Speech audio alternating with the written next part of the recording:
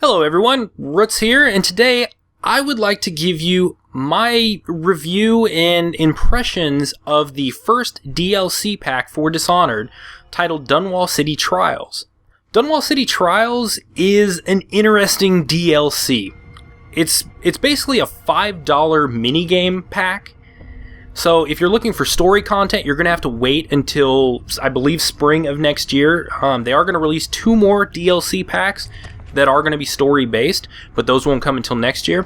So this is almost a teaser of what could come. And when I say mini games, I don't necessarily mean that in a bad way, but that's basically what they are. In this DLC pack, it's only $5, so keep that in mind during this review. You get 10 challenge maps, and they all take place in the Outsider's world, that strange dimension where you first meet him. So the ground's all broken, you're surrounded by the void, all that. So it's not a normal mission type world. You're not running through the actual Dunwall during these. But the 10 maps you get are broken up into 4 different types of mini games. These are the titles that the game itself gives to them. So they're broken up into mobility, stealth, action, and puzzle. And you get 2 or 3 of each type. I believe mobility has the most. I think that's what I remember playing. I went ahead and I played through all 10 of the different types. So I'm going to let you know what I liked, what I didn't like, and then I'll give you kind of my overall impression. But let me break it down what there are. In the mobility type of mini games, they're what you would expect. They're mobility. You're trying to get from point A to point B either as fast as you can or as efficiently as you can. For example, in one, you're given the blink power, and they automatically assign you powers. You don't choose what you want going into the mission, which could have been a nice feature, but if you would have gone into a mobility challenge and you chose Wind Blast, that would be a complete waste of time. So I kind of understand why they chose it for you. But one of them, it's called Bonfire, and there's basically waypoints that you have to get to, and you get to them however you can. If you get there before the timer runs out, it extends your time. So your goal is to get to as many of these as possible before your timer hits 0. And all of these challenges, you are scored, and I guess they're kind of a score attack. You're trying to get on the leaderboards. There are leaderboards and everything, and the description says you can finally test how good of an assassin you are against all the other assassins, as opposed to just playing the campaign. I kind of see where they're coming from, but they're still just mini games, and yeah, there's a leaderboard, but I don't know how serious anybody's going to take that. Another one, you're in the mobility tree, it's basically a race to the end of this level. That one I thought was pretty cool because there are different paths, and you have to use your parkour skills and your blink skills and your jump and everything to get to the end. And that's one I could see replaying a few times, because as with all of these challenges, the more understanding you get of the level layout, the better you're going to do. So if these kind of grab you, these games, then I could see going back and playing them again and again to improve and get better. So that one's kind of cool to run one. Then there's this, I was horrible at this one, but there's a drop assassination one where you start on a pretty high platform in the world, and you have to, run and jump off these platforms, and you're supposed to get drop kills as you go down, which give you points. I was absolutely terrible at it. I play a stealthier game in campaign, and so I almost never have done the drop assassinations. So it was a very difficult game. I don't know if I'll go back to that one or not. Okay, moving on. The second type of game that I played was the puzzle game. And these were actually kind of interesting. I might go back and play with them a little bit more. One of them that you bend time. Basically, there is a room, and it's surrounded with glass, and when you break the pane of glass, it stops time, and you have to do something. It usually involves killing this many people, or one of them there's a guy going to assassinate the art dealer. You have to get the art dealer out of the way, and then you have to take out the guy. So you basically have to think out how you're going to do it, and then you have so many seconds of frozen time to actually do what you planned out. It's kind of cool. I might go back to that one. The other one in the puzzle category, is a chain kills one, which I'm not too big of a fan of. Basically, you're given a very small level, and you have to chain your kills together. So time starts once you kill your first guy, and then you have to do a kill within 4 seconds of each kill to keep going. And I don't know, if you mapped out the level and you planned, okay, I'm gonna hit this guy over here, then I'm gonna, shoot this guy, then I'm gonna drop on this guy. It's kind of a cool puzzle, but again, I don't know if I'll go back to that one. After doing the puzzle genre of these minigames, I went into the action one. The action one is kind of a mixed bag again. The first one I did is basically horde mode. If you're familiar with horde mode in any other game, basically works the same way. You have an increasingly difficult wave of enemies that you have to dispatch and survive. And there's a merchant that comes between rounds, and if you attack him, he'll drop potions, and you can collect runes in between. So I mean, it's very standard horde mode.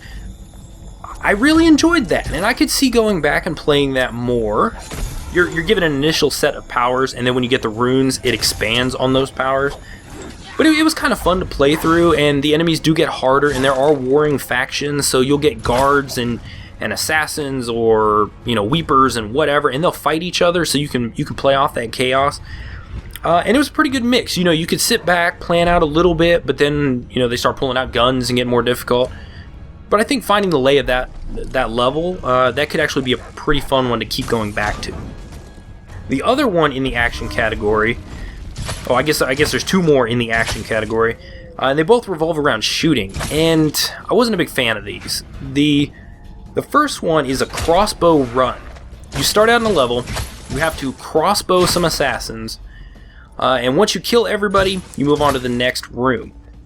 And there's civilians you have to avoid, and you get points based on whether you kill them, whether you don't, and how quickly you kill the enemies.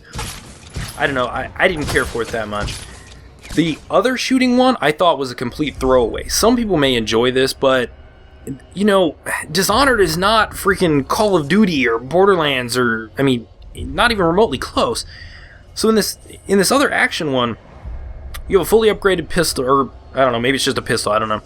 But there's these train cars come over and they throw barrels out and you shoot them, and it's very Hogan's Alley Duck Hunt, and it just does not seem to fit. I didn't enjoy it at all. I don't think I will ever go back to playing that, because it's not like you're aiming down the sights or anything. You're wiggling your pistol and trying to shoot these things, and the barrels do have different powers. Some will stop time, some give you health. Kind of a nice twist, but probably not a game I'll go back to. The final category of games, and the one that I enjoyed the most, probably because it meshes best with my playstyle of stealth exploration, were the stealth games.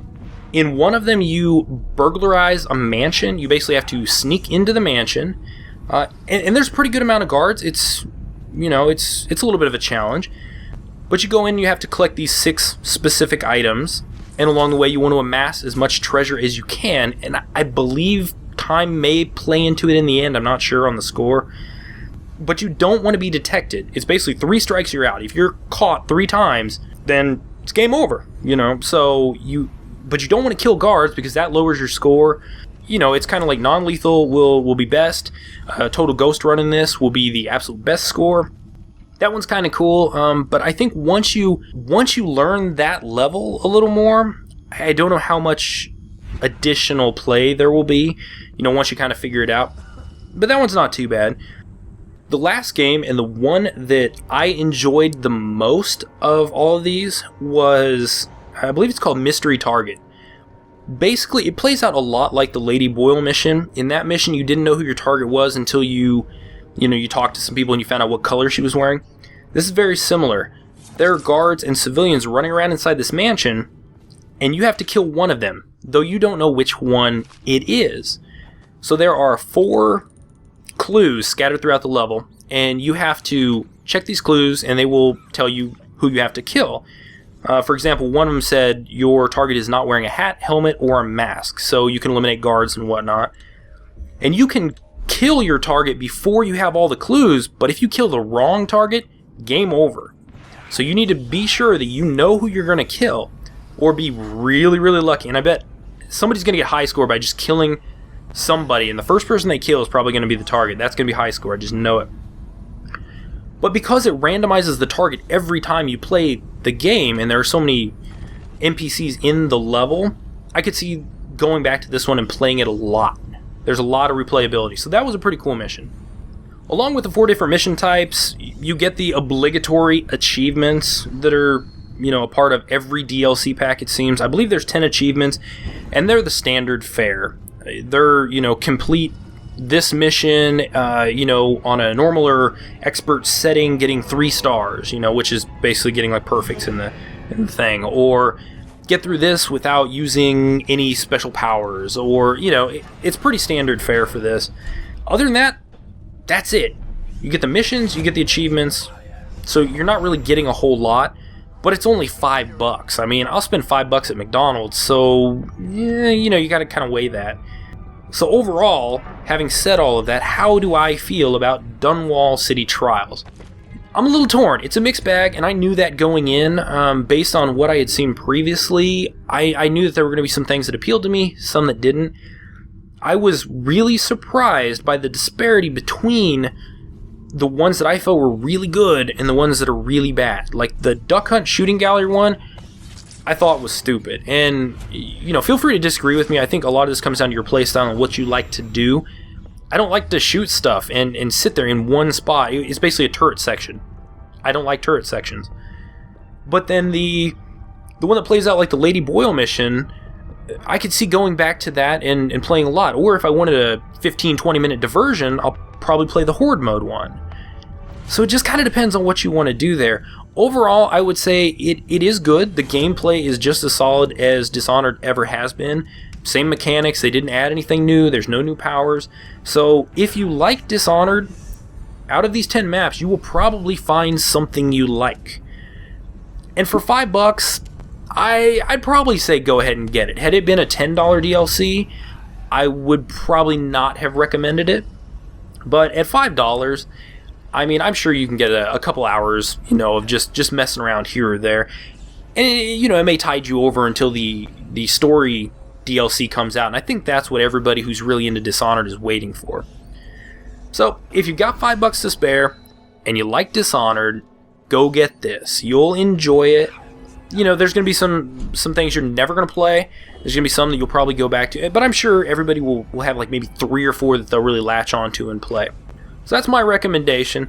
Like I said, I'm no expert on this, but I do have some experience in Dishonored. So take it for what it's worth.